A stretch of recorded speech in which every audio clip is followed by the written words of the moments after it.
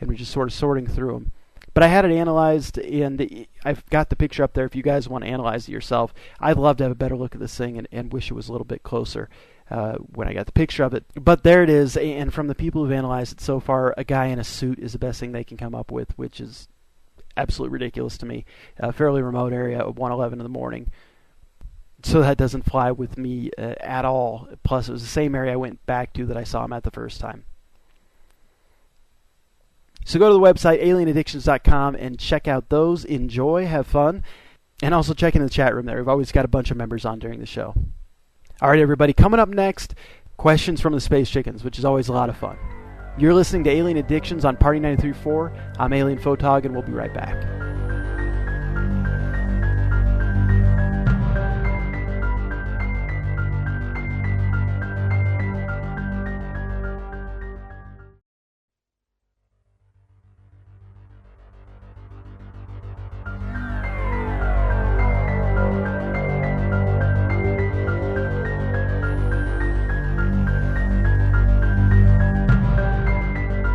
Hey, Space Chickens, welcome back to Alien Addictions on Party 93.4. I hope everybody's having a great night tonight. And we got a fun segment coming up here. This is always one of my favorite parts of the show to do. It's called Questions from the Space Chickens. And of course, the Space Chickens are the users of Alienaddictions.com and the people who listen to the radio show. And I get in my email inbox a ton of questions about every imaginable part of this process. So this is a good way to answer a lot of people's questions in a way that a bunch of people can hear the answers to, as it ends up that a lot of people have similar questions. Got some really good ones tonight. I posted a forum topic saying open for 4 hours, questions for this week's show to Alienphotog, and got a great response right away. So thank you very much for the questions, guys. And if you have questions that you want to be answered on the show, always feel free to email me at alienphotog, that's spelled ALIENPHOTOG, at gmail.com, or come onto the website and I'll open up a forum thread there each week, and people can ask questions there. And of course, our internet website is www.alienaddictions, that's with an S.com. All right, let's get on to the questions from the Space Chickens. All right, question number 1. Comes from alienaddictions.com username Brent S. And Brent's question is, can you please describe some of your personal experiences of seeing them on the ground, seeking them, and such? And Brent, yeah, a little bit earlier in the show I talked about the one time that I saw them on the ground that I clearly remember. There have been a few other times where I saw them, and as bizarre as this sounds, they represented themselves as animals. And apparently this was to my request. I noticed that they were doing this at one point because I would get telepathically as I was driving along, you'll see a deer on the right side of the road in half a mile. Sure enough, every time, right smack dab at half a mile, there's a deer on the right side of the road.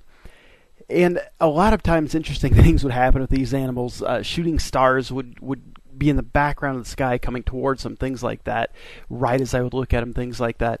But a lot of those experiences are things that I am going to touch on in the shows and move forward every week. If there's a specific experience you want to hear me talk about, feel free to ask me specifically. Unfortunately, I don't know if it's unfortunate or fortunate. I could fill 10 books with the experiences I've had. So on your question in particular, I have a hard place knowing exactly where to start. But get to that a little bit earlier in the show. And like I said then, the best way to describe the entire deal, certainly initially for the first year or two for me, would be the rabbit hole from Alice in Wonderland. The story goes Alice is sick of reading a book, and basically an analogy to doing what others want to do. And she goes and looks down the rabbit hole and mistakenly falls in. And next thing she knows, she's in the rabbit hole. Inside the rabbit hole, nothing works quite like it should. My favorite quote from the book is Alice when she said, "It'd be nice if something made sense for once." And that's how it feels to me and a lot of other people. And Alice in Wonderland, the book, I feel strongly is written about the awakening process and the upside down land that we all are in for a while, trying to figure out what's real, what's not real, why nothing quite fits anymore. And this spans just past abduction experiences for me anyway. It certainly bleeds into family life. I've always said, in the angle I try to approach everybody at, is I'm a normal guy. I don't make myself out to be anything I'm not. I'm a husband, I'm a dad of 2 kids, I'm about 30 years old. I'm your normal guy with a few quirks that most abductees end up having their whole lives. Until this happened, which was quite unnormal. So as we move forward each week, I will certainly get into a lot of those abduction experiences, the things I saw and did when I was with my friends from above. But yeah, feel free, if there's something more specifically you want to know about, feel free to fire away with the question for next week. All right, AlienAddictions.com user Basim from Egypt had an interesting question, and he asked, can you talk more about implants? Why are they used? Does the location of the implant cause a certain effect? For example, in the nose or the brain, what would that be for? Basim also then goes on to say he has a feeling that he has recently been tagged with one, which is something that, Basim, if you're comfortable about writing on AlienAddictions.com on the forum there, I'd love to hear why you think you've recently been tagged. The implants are incredible. And anybody who finds this science fiction-y, we'll find a video and post on the website. There's actually videos of this guy removing implants from people, which to me is a horrible idea. They're medical devices, usually, is what they are. I can't imagine having one removed. It's kind of funny, something that a lot of us alien abductees have in common is we're terrified. I don't know if that's the right word or not, but we really dislike going to the doctors. And I certainly fall in that camp. And I had a friend write me not too long ago and say, I don't know why it is I don't like going to the doctor. Maybe it's just to feel that there's extreme evil there, which might have been a bit extreme, but it basically feels something like that, yeah. But alien implants, first off, all hybrids, and the number of people who have had their genes modified in the last generation or two is astounding. I was given a number which I won't repeat. I was told not to repeat, but you wouldn't believe the number of people on Earth right now who are hybrids, and the reason for doing this is essentially to help spark a positive change in mankind's history as we near passing the galactical plane in 2012, which is a big deal. It is a big deal. What exactly will happen in 2012, that's a whole different conversation, and the short answer is it's yet to be determined. But hybrids are all born mostly through natural births now, almost entirely through natural births now. Back in the 70s, they were born up in ships or in a different dimension and brought through. And a lot of people who are hybrids and were adopted by military families in the 70s actually have paperwork signed between humans and aliens, which is pretty wild and something that we'll go into in great detail. But most hybrids are born with a chip, and usually the spot for it is right behind the left shoulder blade.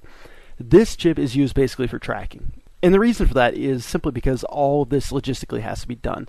They have to be able to find you should you need help medically, should you need anything really. So they want to be able to track you, and they get, it's a big planet. You can't just fly around up in the sky and look down and say, oh, here's Basim, and he needs a toe replacement or whatever the heck it may be. So all hybrids are born with that implant, so they can find you if they need to. Now, from that point on, a lot of times during abductions, other implants are added. What is their use is what Basim asked. And Basim, they can be used for anything, usually to help you medically. This is reason number one to get one. Should you have something go wrong with your body, should you need some sort of genetic, biological enhancement, implants can be used for that. For what reason? Pretty much anything imaginable. That's the first reason why people are implanted during abductions. Now, I've heard a lot about people getting implants in the nose. A big symptom of alien abductees is having a lot of nosebleeds. Personally, that's not something I've experienced, nor do I have one there. Personally, I have several implants in my body, and their purposes range for a lot of things. I've got one in my brain that allows me to use telepathy better. I've also got one between the vertebrae in my neck. That's an interesting one that apparently does interesting things with my voice. And it's kind of funny, I've got this software that types what I say. I won't use the brand name, but you wouldn't believe the crap that comes out through my voice when I'm saying, the cat runs down the street. I will get something that sounds nothing like that embedded within the sentence when I use this machinery, which is very bizarre. This doesn't happen all the time. I've noticed it's fairly spotty. Sometimes it happens, sometimes it doesn't. I've got a couple other ones in my body. I've got one in my pancreas. I'm a type 1 diabetic. Maybe someday that'll make the diabetes go away. I'm hopeful for that. But I don't specifically know what that one's for. I'm assuming that's the point of that one. And they actually did tell me at some point they do want to help me cure type 1 diabetes, which I would love to do. Heck, let's do it today. But no luck there yet.